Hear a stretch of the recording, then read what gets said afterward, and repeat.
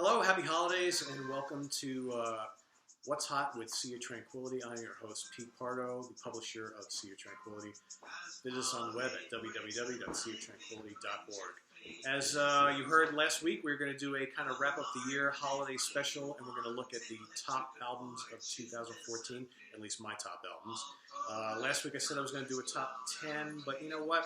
I kind of decided over the last couple of days that seeing as I had a couple releases that I just kind of forgot that, or thought that after listening to them again this week, how can I get them into the top 10? I couldn't replace any others that were currently in there, so I said, you know what? We have 12 Days of Christmas. I'm going to do a top 12 of 2014. So that's what we're doing. So in celebration of the 12 Days of Christmas, we've got the top 12 releases of 2014 of mine. So we're going to start at number 12. The latest from Braindance, New York's Braindance, Master of Disguise. Great concept album, comes with a comic book, and the concept of the album is based on the story in the comic book. If you haven't heard Braindance or haven't listened to them in quite some time, a great progressive metal, prog rock, ambient, dark wave. They're almost impossible to classify. Nobody sounds like them. Really, really wonderful return from these guys. I've been following for years. And at number 12, Braindance, Master of Disguise. At number 11, this is actually the album that made me decide I had to do more than 10 this year, because I was like, how can I leave Mastodon out of my top picks for the year? So they come in at number 11, Once More Around the Sun. You know, I wasn't, their last album was okay, but I didn't really love it as much as I liked their earlier stuff. And I think this is kind of a return to that early, really technical prog stuff, but with a little bit of their more accessible edge that they've taken the last album or so. So Once More Around the Sun is my number 11. It's just great songs. It's challenging, it's catchy, and it's heavy. I mean, you know, it's Mastodon. So, at number 11. At number 10, you know, there's better albums than this that have come out this year. But sometimes you have to stop and think, well, you know what? When an album really grabs you from first listen, and it makes you want to come back time and time and time again, and this has only been out for like 2 weeks, but I have probably listened to this a ton of times in the last 2 weeks, and for me, that measures a really, really good album. And so Rock or Bust by AC/DC is my number 10 of the year. I mean, it's 35 minutes, it's 11 songs, you know. I mean, the title track, Rock the Blues Away, Play Ball, and Mission Control, Rock the House. It's classic Angus and Company. You know, he sounds great on here. Great riffs, great solos. Brian Johnson sings great. It's just, you know, Stevie Young is filling in for, you know, the ailing Malcolm Young. He's perfect on here. It's just no surprises here. It's AC/DC. There's nothing groundbreaking. It's not gonna, you know, this is not better than Back in Black, or For Those About to Rock, or, you know, any of the early Bon Scott albums. But it's just a really, really enjoyable AC/DC album. So my number 10. Number 9, the very young international band known as Bluespills. Their self-titled debut on Nuclear Blast. You know, again, very young band. The average age goes between 18 and like 22, but man, do they know their classic rock. This is just for fans of like Free and Zeppelin, Janis Joplin, fantastic female singer, a young guitar player who I think is 18, who sounds like the second coming of Paul Kossoff. I mean, this is just great blues-drenched hard rock. This band has so much talent. They're so young. Expect really, really big things from them in the years to come. Bluespills, number 9. At number 8, the return of Steve Zetro Souza to Exodus, Blood In, Blood Out. I mean, this is just a thrash classic for 2014. You know, it's Exodus. You know, I mean, no disrespect to Rob Dukes, their former vocalist, who worked with them on a bunch of really, really strong albums, but Mr. Souza is, for me, the singer for Exodus, and this just reminds me of all the classic stuff he did with the band prior, and it's just a ripping thrash fest from start to finish, and I love it. Can't get enough of it. So, Exodus. At number 7, California Breed, self-titled. You know, the implosion of Black Country Communion led to Jason Bonham and Glenn Hughes, former singer-bassist with Deep Purple and Black Sabbath, to form this new band with Andrew Brown, who's this very young, hotshot guitarist, vocalist from New York City. And, sadly, Jason Bonham, I think, has already flown the coop. So they're kind of continuing on without him. But it's still a really, really good album of 70s style hard rock, funky hard rock. And Hughes sounds amazing on it. So, California Breed. Number 6, Irish pagan black folk metal band Primordial, Where Greater Men Have Fallen. I mean, this band can really do no wrong. They've got so many strong releases to their credit, and this is just another in a great line of albums from them. It's just epic sounding. It's emotional. You can tell they're singing and playing from the heart. It's powerful. It's extreme. It's melodic. It's just kind of a little bit of everything. So if you're a heavy metal fan, don't be shied away. If you're not much into extreme metal, don't be shied away from the fact that these guys were a black metal band when they first started, because there's like a little bit of everything here for any metal fan. So again, Primordial, another outstanding release from them. Coming in at number 5, I love these guys.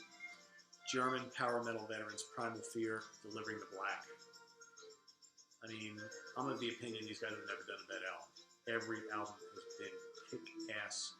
This is power metal the way it should be played. I'm really picky when it comes to power metal. I'm not into a lot of the cheesy swords and sorcery, Dungeons and Dragons, fantasy type stuff, or the happy-go-lucky power metal. It's like, I like my power metal to have balls, to be heavy and ripping, and just with a homage to the classic metal bands of yesteryear. And that's what these guys do. They're not a Judas Priest ripoff anymore. These guys know how to make pure, power-fueled heavy metal. If you haven't heard this, you got it. It's great. One of their best. Coming in at number 4, one of my favorite bands of all time, Britain's own Uriah, Heep, Outsider. They've been on a roll the last couple of years. Their last 3 studio albums have been just amazing. They've got a lineup for the most part that's been together since the late 80s now, plus or minus a couple. Trevor Bowley passed away recently, and he's got a replacement here on bass who's doing a fine job. And this is just a great album. If you love melodic Hammond organ, guitar fueled heavy rock in the grand tradition of what they did in the 70s, it's all here, folks, on Frontiers Records. Just great stuff. The top 2, not a lot. I'm sorry, the top 3. Not a lot separated the top 3, but it's you gotta make a choice here. At my number 3, Blind Rage from German metal band Accept. They're on a 3-album winning streak with not new anymore. Lead singer Rob Tornillo from TT Quick. This is just another great collection of heavy metal songs. Anybody who's into metal at all, you gotta listen to the song Dying Breed, where they sing about all the classic bands of yesteryear and today who have kind of built this whole genre. You gotta love it. There's just some great songs on here. Trail of Tears, Fall of the Empire, Stampede. I mean, it's just, Accept can do no wrong nowadays. I'm almost, I'm like, Budo who? Budo's been gone for a while now. We don't need him anymore. Rob is doing the job, except for in high gear nowadays. So we made it to the top 2.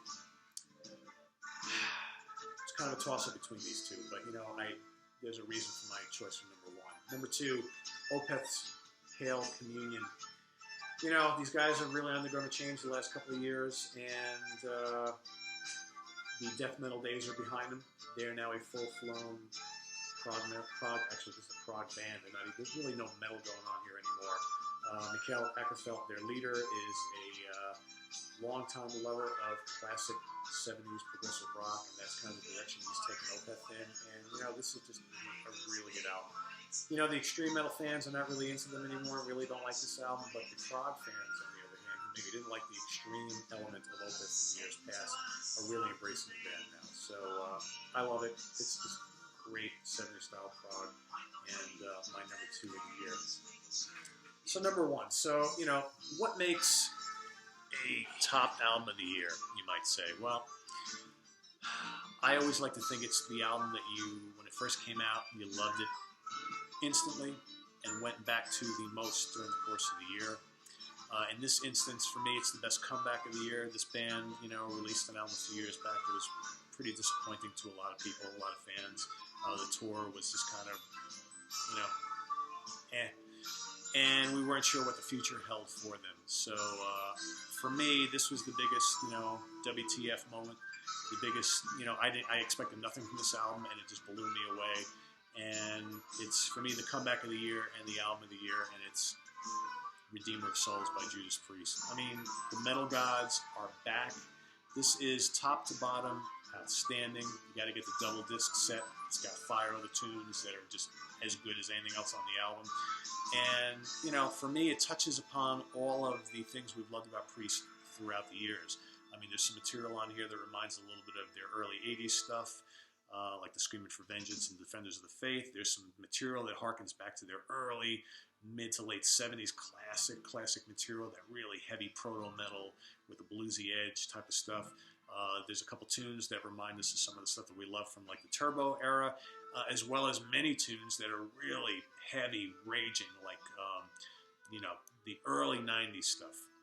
And the, like, Angels of Retribution, their big comeback when they got back together around Hell for a couple years back. So, you know, it's just, and again, I keep going back to this album. It's been out now for a while, and I keep going back to it. For me, it's the album of the year. So there you have it. That's my top 12 of 2014. But I did want to give a mention.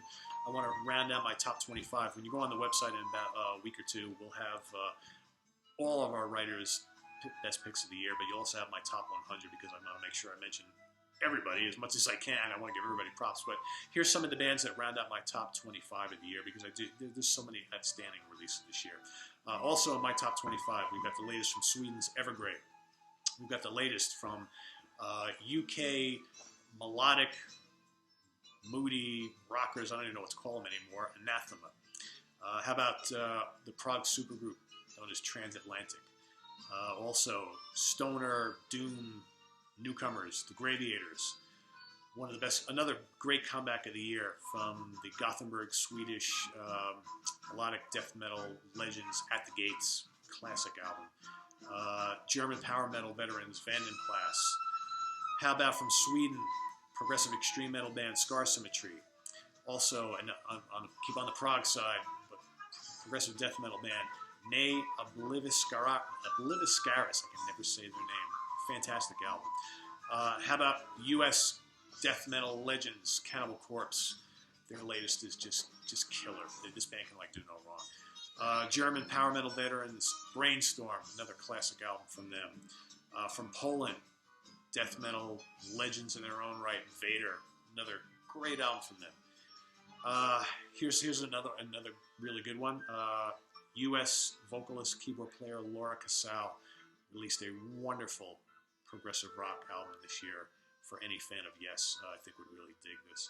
And to round out my top 25, another release from the always busy, always dependable Tennessee Proggers, Glass Hammer. Again, every one of theirs is a winner, and this latest is no exception. So there you have it. My top 12 and the rest of the top 25 of 2014. It's been a great year for music, and I want to thank you for tuning into us here in our inaugural year on the YouTube. And we're going to do much more on the YouTube channel in the year to come. So again, thank you for tuning in. We've got lots more exciting stuff to happen over the course of next year. So for all the writers at Sea of Tranquility, I want to wish all of you a happy new year, happy holidays, and lots of enjoyment in your lives, and as well as with music in the upcoming year of 2015. So take care. Thanks again for tuning in.